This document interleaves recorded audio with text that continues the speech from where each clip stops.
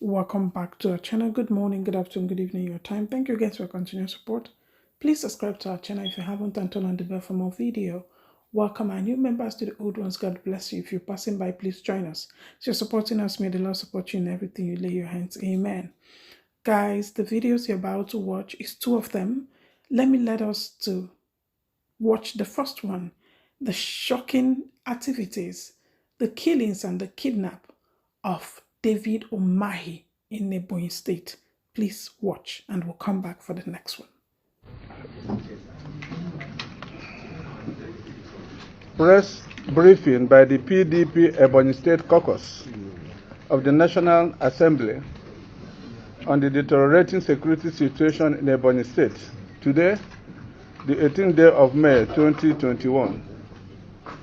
We, the undersigned, who are serving members of the National Assembly, wish to draw the attention of the relevant security agencies in the country to the deteriorating security situation in Ebonyi State, occasioned by the indiscriminate arming of known cultists and agents of the Ebonyi State government.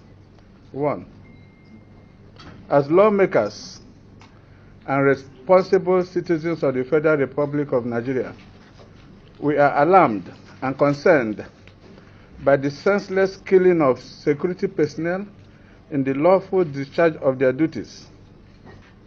This situation has been further compounded in Ebonyi State by the wide-scale distribution of pump-action and AK-47 rifles and ammunition to young men throughout the 13 local government areas of Ebonyi State by the state government under the guise of vigilante stroke EBUBE AGU. As it stands today in Ebonyi State, it is impossible to draw a line between the criminal activities of agents of the state government and that of other groups. Today, Ebonyi State is awash with weapons supplied and distributed by the state government to persons who are undocumented nor trained in weapons handling ostensibly for use against perceived political opponents. 2. It is important to state here that Governor UMAHI's resort to arming thugs and cultists across Ebonyi State is his response to the refusal of major political stakeholders in the state who rejected and refused to decamp with him from the PDP to the APC. For this reason, Governor UMAHI has decided to procure and distribute arms and ammunition to thugs, cultists, and some of his appointees under the guise of vigilante stroke EBUBE AGU to intimidate and stifle the People's Democratic Party in Ebonyi State. It is for this reason that Ebonyi State has become the first and only state in the southeast to inaugurate and arm the so-called EBUBE AGU. 3. As law-abiding citizens, we have written to the Inspector General of Police and heads of relevant security agencies on the deteriorating security situation in Ebonyi State.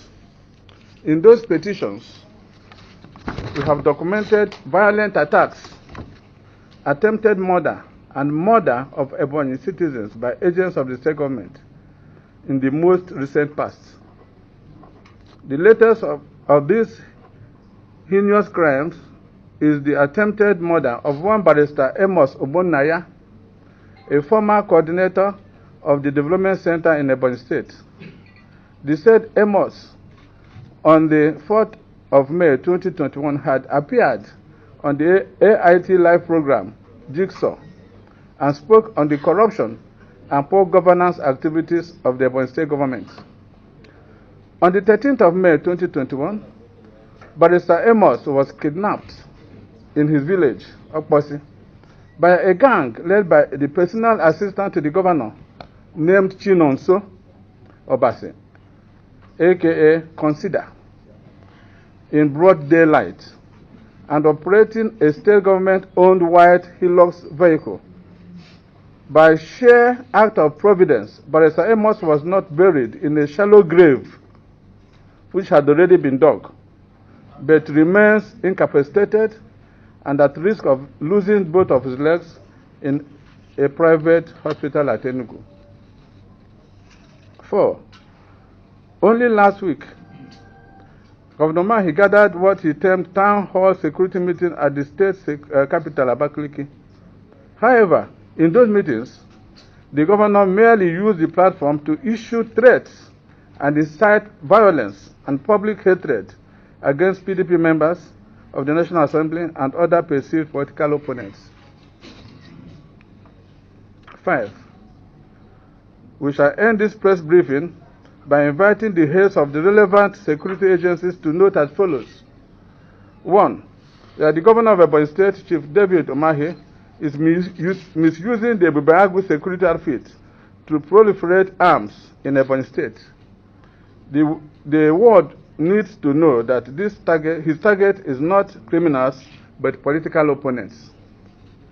2. The Ebonyi State government has distributed dozens of guns, pump action and AK-47 and ammunition across the state to individuals who are accountable to him.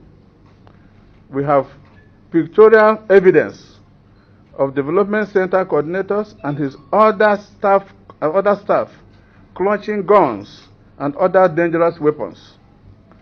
We also have audio evidence of the governor's younger brother, Mr. Austin Umahi, addressing agents of the state government on how to deploy their weapons on perceived political opponents.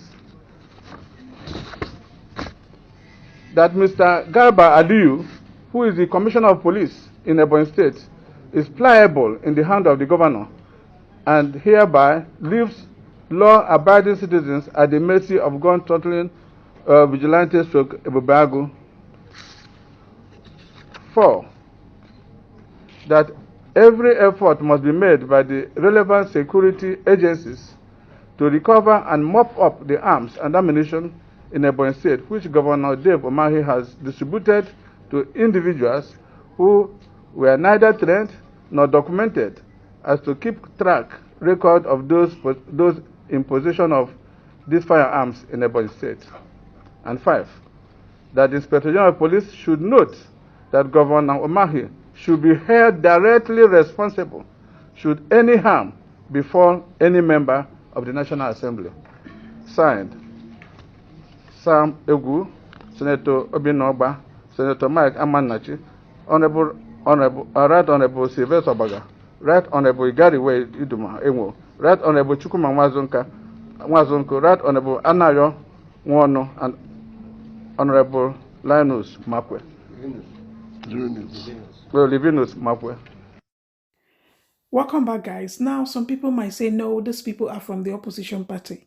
Now, the shocking video of the man that was kidnapped, he's alive to tell how it all happened, instructed by Dave Umahi. A lot is happening in Ebonyi State. Nnamdi Kanu always say it, but a lot of people misunderstand him. Now it is playing before our eyes. Guys, please do not forget to subscribe to our channel if you haven't. Turn on the bell for more video, and do not forget our giveaway on Saturday by 7:30 p.m. Watch the last video. I want to know your thoughts in the section below, and I will see us on my next video. Please watch. I told God that I needed forgiveness. If there's anything I have done wrong or anything I shouldn't have done that I did, I need forgiveness. Then I need Him to also forgive these people that have abducted me, because I know that they don't know what they are doing. The person that sent them is only using them as pawns, and I want God to bless them after this incident, so that I can get better job and live better lives, and not to waste people's lives. I also ask God to protect my children and give them the best life that is possible. And then I told them I was done. Then one of them asked me, "You talked about your children." I said, "Yes." "How many children do I have?" I said, 4. He said, "Boy and girl?" I said, "No. That I have 4 boys. I don't have a girl yet." He said, "How many of you?" I said, "I'm the only son of my mother and father." It was at that point that God intervened. He told his mates that they were not going to throw me into the grave again, but that they will give me jury.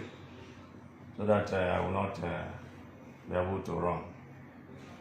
So they used the butt of their gun to work on my knee. They hit it repeatedly. I was screaming and turning, writhing in pains. They kept hitting it. That central portion where you have the bone, until they smashed the bone. Then together with the other leg, they also hit me on the hip here, and hit me in the back and the bed. When they were done, they now threw me back to the car and still sat on my neck inside the car. I told them, why do you keep, look, I can't breathe. He said if I talk again, he waste me. Is it because he didn't throw me into that grave now? I kept quiet. I was now managing to breathe with my mouth and panting heavily. They said they were taking me to Benin. That's where they are going to waste me. I said, I thought people were forgiving me now. What is Benin again? They said, no, I shouldn't talk. If you talk, if I don't ask you to talk, I will hit your head. He punched my face. That's when he now punched my face, my mouth, and all that. Then, I was lying down and he was sitting on my neck. He would put his hand under the legs of the one sitting on me and punch me severally. So I kept praying to God and I kept singing songs of praise to God.